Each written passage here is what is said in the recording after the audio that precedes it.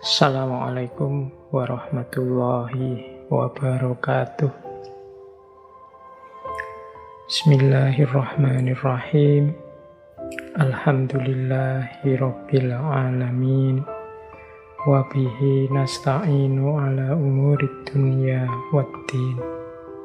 Allahumma salli wa sallim wa barik ala habibina wa syafi'ina Sayyidina wa maulana Muhammadin wa ala alihi wa ashabihi wa man tabi'ahum bi ihsanin ila yaumiddin.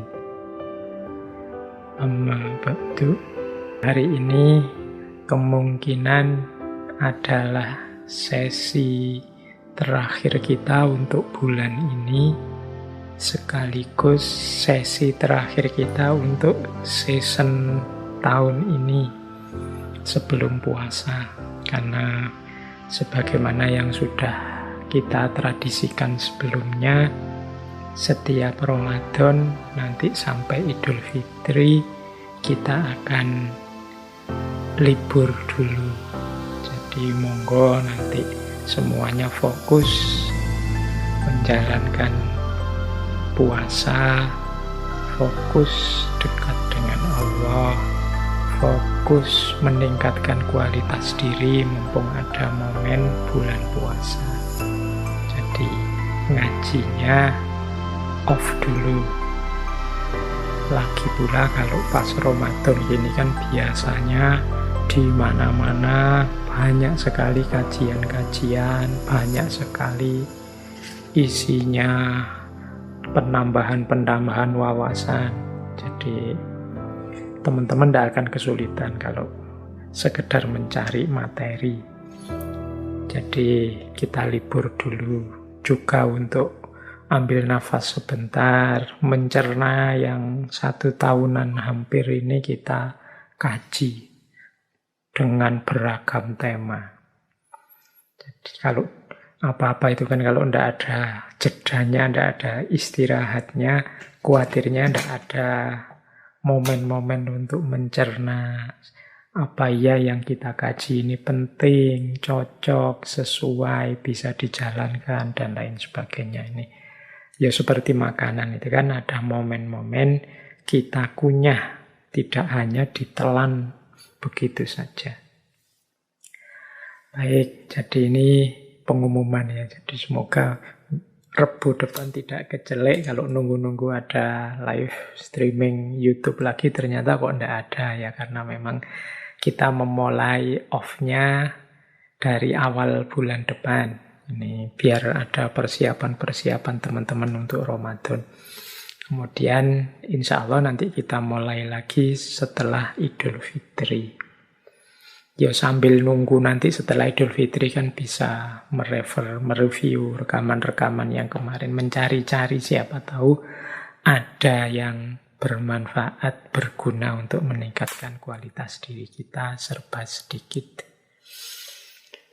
Baik, malam hari ini ya karena sesi terakhir yang agak istimewa menjelang bulan Ramadan, sengaja saya mengangkat tema falsafah puasa. Ini semoga teman-teman tidak membayangkan malam hari ini saya akan ceramah tentang keutamaan bulan Ramadan ya. Nanti insya Allah nanti ustadz-ustadz yang lain banyak. Kita membicarakan puasa di level filosofis. Jadi nyuwun sewu nanti kalau ada yang tanya, Pak ayatnya mana, hadisnya mana. Ya teman-teman kan sudah akrab lah dengan ayat dan hadisnya puasa insya Allah. Ini malam hari ini kita tidak fokus ke ayat, tidak fokus ke hadis. Insya Allah semuanya juga sudah menerima, sudah percaya bahwa puasa itu kewajiban yang penuh dengan kemanfaatan. Malam hari ini kita gali makna-makna filosofisnya.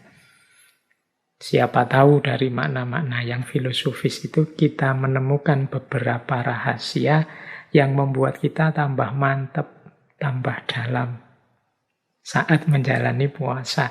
Atau pakai istilahnya Kanjeng Nabi itu bisa menikmati keimanan. Berarti nanti kalau kita bisa paham dan tahu rahasia-rahasianya puasa, siapa tahu kita bisa menikmati puasa. Tidak hanya menjalankan puasa, seperti yang kemarin-kemarin kita lakukan. Maka saya tidak akan mengawali dengan surat Al-Baqarah yang ya ayyuhalladzina amanu kutiba alaikumusiyam dan seterusnya, atau hadis-hadis yang berhubungan dengan puasa. Insya Allah itu akan ditemukan oleh teman-teman di banyak kajian yang lain. Malam hari ini kita masuk dengan cara yang berbeda kepada puasa. Kalau menggunakan istilahnya Imam Ghazali, tema kita malam hari ini bisa diberi judul Asrorus Syam. Asror itu level rahasia atau sebut saja level hikmah. Ini kan yang dicari oleh teman-teman para filosof juga yang belajar filsafat. Berpikir sampai level hikmah. Kalau bisa dipetakan, ini kebetulan saya bawa petanya, cara kita menjalani agama itu kan diawali dari iman atau percaya dulu. Setelah percaya, terus kita belajar bagaimana sih cara beriman yang baik. Cara menyembah Allah, menomorsatukan Allah, patuh pada perintahnya, apa saja perintahnya, menjauhi larangannya, apa saja larangannya. Nah, ini level selanjutnya dari iman, yaitu level pemahaman. Jadi setelah percaya, kemudian dipahami, selanjutnya adalah level Islam dan ihsan. Level Islam dan ihsan ini ya level menjalankan, menjalani. Standar minimalnya Islam, kalau ditambah macam-macam yang sunnah-sunnah, yang utama-utama, nanti bisa sampai pada makom ihsan. Jadi dipercaya, kemudian dipahami caranya, isinya, kemudian dijalankan. Nah, masih ada satu level lagi, ya ini levelnya tidak wajib. Orang tidak tahu juga tidak apa-apa, tapi kalau tahu bisa semakin dalam, semakin mantap dalam beragama. Yaitu level asror atau level makna. Asror itu dari kata-kata sir yang artinya rahasia. Inilah yang nanti disebut hikmah. Atau kadang juga kita menyebutnya dengan istilah falsafah. Makanya teman-teman yang belajar hukum Islam itu pasti kenal istilah falsafah tasyri' atau hikmatut tasyri'. Ini menyelami hukum syariat sampai level asror, sampai level makna-makna. Tidak sekedar diimani, dipercaya, dijalankan, tapi juga diungkap rahasia-rahasianya. Nah, ini makomnya namanya makom hikmah. Yang sifatnya memang tidak wajib. Tapi kalau kita bisa tembus sampai level hikmah ini, kalau bahasanya Al-Quran, wa may yu'tal hikmata faqad utiya khairan katsira. Barang siapa yang oleh Allah dianugerahi dengan hikmah, maka dia seperti diberi kebaikan yang banyak sekali. Nah, ini latihan pelan-pelan. Malam hari ini kita belajar puasa di level asror ini, di level hikmah. Ini seperti Imam Ghazali itu di awal kitab Ihya itu kan, bab-bab awal, rubuk-rubuk awal itu kan beliau membahas yang berhubungan dengan peribadatan diawali dengan kata-kata asror. Asrorut toharoh, asrorus sholah, asrorus siyam, asrorus zakah. Nah, ini maksudnya membahas tentang bersuci, tentang puasa, tentang zakat di level asror, di level hikmah, yang tidak sekedar menceritakan syarat rukunnya apa biar sah, tapi juga makna dan rahasia-rahasia di baliknya apa. Nah, malam hari ini kita mencoba seperti itu ya, meskipun semampu kita, sekuasa kita. Paling tidak semoga setelah ini kita tambah mantep bahwa ternyata puasa itu luar biasa untuk kepentingan diri kita dunia akhirat, untuk kepentingan masyarakat, bahkan untuk kepentingan zaman kita yang hari ini mungkin ada banyak keprihatinan-keprihatinan. Baik, ini malah melantur ke sana-sana ya. Kita mulai saja pembahasan kita tentang falsafah puasa. Kita kejar hikmah dan asrornya puasa. Semoga nanti kita tambah mantep. Puasa ini kan salah satu ibadah yang oleh Al-Quran terang-terangan disebut dijalankan oleh semua umat-umat terdahulu. Jadi kalau teman-teman membaca lebih detail sejarahnya para nabi, itu hampir di setiap sejarahnya nabi ada kisah aktivitas atau amalan yang jenisnya puasa ini. Misalnya kalau teman-teman membaca riwayat-riwayat atau buku-buku yang membahas ini, misalnya ada yang bilang bahwa Nabi Adam itu dulu puasa misalnya setiap hari Jumat. Ada juga riwayat Nabi Adam itu puasa tanggal 10 Muharram karena hari itu beliau bertemu dengan Ibu Hawa di bumi. Ada juga yang bilang Nabi Adam itu puasa 40 hari 40 malam setiap tahun. Dan lain sebagainya. Nabi Nuh itu puasa selama beliau di atas perahu. Dan nanti setelah turun dari perahu ada riwayat juga beliau puasa 3 hari setiap bulannya. Nabi siapa lagi? Nabi Yakub. Nabi Yakub ini ayahnya Nabi Yusuf. Beliau sering puasa untuk keselamatan putra-putranya. Putranya sendiri, Nabi Yusuf, itu juga puasa sejak dalam sumur. Puasa saat di penjara. Bahkan ada riwayat beliau ini puasa juga saat menjadi Menteri Perekonomian Mesir saat itu. Ada kalimat yang populer dari beliau, mengapa kok beliau masih puasa meskipun sudah jadi menteri?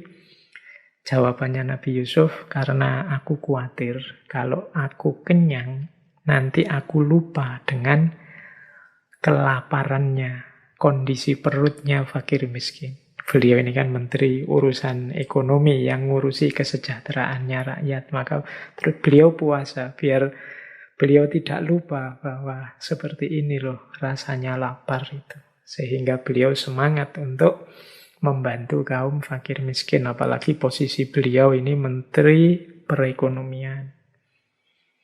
Ada lagi misalnya Nabi Yunus. Nabi Yunus ini beliau puasa saat ditelan oleh ikan hiu selama beberapa hari. Nabi Ayub puasa saat beliau menjalani ujian sakit. Nabi Musa ini menurut riwayat sebelum menerima wahyu ke Bukit Sinai, beliau ini puasa 40 hari, 40 malam. Nabi Dawud, kalau ini teman-teman kenal kan namanya puasa Dawud. 1 hari puasa, 1 hari berbuka. Dan mungkin banyak kisah-kisah para nabi, kisah-kisah umat terdahulu yang berpuasa. Dulu kita pernah juga membahas ini ketika saya membedah pandangannya Imam Ghazali tentang puasa. Mungkin bisa dicari rekaman sesi rahasia puasa Asrorus Saum yang menurut Imam Ghazali. Saya lupa berapa tahun yang lalu kita membahas itu. Nah, malam hari ini kita ambil tema-tema yang sedikit berbeda tentang puasa. Semoga setidaknya nambah wawasan kita. Mengapa kita harus puasa? Apa pentingnya puasa? Oke, bismillah. Kita mulai kajian kita. Yang pertama, kita kenali dulu bagaimana kita menjalani puasa ini, atau apa yang terjadi saat kita menjalani puasa. Jadi puasa itu ketika kita menjalaninya itu setidaknya terjadi 4 hal. Jadi ketika kita menjalankan puasa itu kita sedang menegakkan 4 hal secara sekaligus. Ini kalau pakai bahasa lain ya bisa kita sebut inilah nilai-nilainya puasa. Yang pertama apa? Kita sedang menegakkan nilai-nilai normativitas. Normatif itu ya nilai yang jadi norma, aturan, kewajiban. Jadi kita sedang menegakkan kewajiban beragama. Ini namanya nilai normatif. Ya kalau ini kan sudah tidak perlu dijelaskan, ya memang kita diperintahkan untuk puasa. Dan sifatnya wajib di bulan Ramadan. Kutiba alaikumus syiyam. Nah, ini namanya nilai normatif yang sedang kita tegakkan. Tapi tidak hanya ini saja. Ketika kita menjalani puasa, kita juga sebenarnya sedang melakukan pembersihan diri. Nah, ini namanya nilai purifikatif. Makanya nanti dalam surat Al-Baqarah itu puasa itu disebut puncaknya adalah ketakwaan. Orang yang bertakwa itu kan orang yang batinnya jernih sehingga anggota tubuhnya secara otomatis sukarela menjalani perintahnya dan menjauhi larangannya. Nah, puasa membersihkan kekotoran-kekotoran diri kita, hasrat, hawa nafsu, dan macam-macam dikontrol, dikendalikan, ditahan waktu puasa. Ini namanya kita sedang melakukan purifikasi, pembersihan. Nah, yang ketiga, ini kan berarti nilai pertama nilai normatif, nilai kedua nilai purifikatif. Puasa itu kita menjalani kewajiban sekaligus membersihkan diri. Yang ketiga nilai preventif. Preventif ini nilai pencegahan. Puasa ini dalam kehidupan kita ini fungsinya semacam rem. Kita ini sepanjang tahun seperti orang lari, maka saat hadir bulan Ramadan ini saatnya kita mengendalikan diri sebentar. Kita ngerem sebentar. Ini fungsi preventif. Bahkan tidak hanya Ramadan, ada banyak hadis yang menjelaskan bagaimana puasa itu adalah benteng kita. As-saumu junnatun. Jadi dan ini tidak hanya di bulan Ramadan, Rasulullah itu menyarankan misalnya, wahai anak-anak muda, barang siapa yang sudah mampu kawinlah, tapi yang tidak mampu puasalah. Karena puasa bisa jadi benteng. Nah ini namanya fungsi preventif. Kalau sedang tidak puasa, kita buka diri kita selebar-lebarnya, maka apapun bisa masuk ke dalam diri kita. Yang baik maupun yang buruk, yang kotor maupun yang indah masuk semua. Tapi ketika kita puasa, kita dilatih untuk preventif, menahan diri, memasukkan ke dalam diri kita ya yang baik-baik saja. Khawatir puasanya batal. Jadi puasa berfungsi preventif. Itu nilai ketiga yang kita hidupkan saat kita puasa. Pak, tapi saya kalau puasa itu ya sebenarnya tidak terlalu jadi benteng juga, Pak. Saya itu masih buka HP, kadang masih main apa, kadang ngomongnya juga masih tidak kontrol. Nah, itu berarti puasanya kurang sempurna. Levelnya mungkin masih level paling bawah, kalau di Imam Ghazali masih levelnya awam. Harusnya puasa bisa bernilai preventif. Jadi mencegah kita, membentengi kita dari hal-hal yang sulit kita hindari kalau kita pas tidak puasa. Boleh dipraktekkan kalau teman-teman sedang merasa galau, sedang merasa sedih, sedang merasa ada masalah, sedang merasa terancam oleh apa, dan macam-macam, boleh melakukan puasa. Karena dia punya fungsi junnah, dia punya fungsi jadi benteng.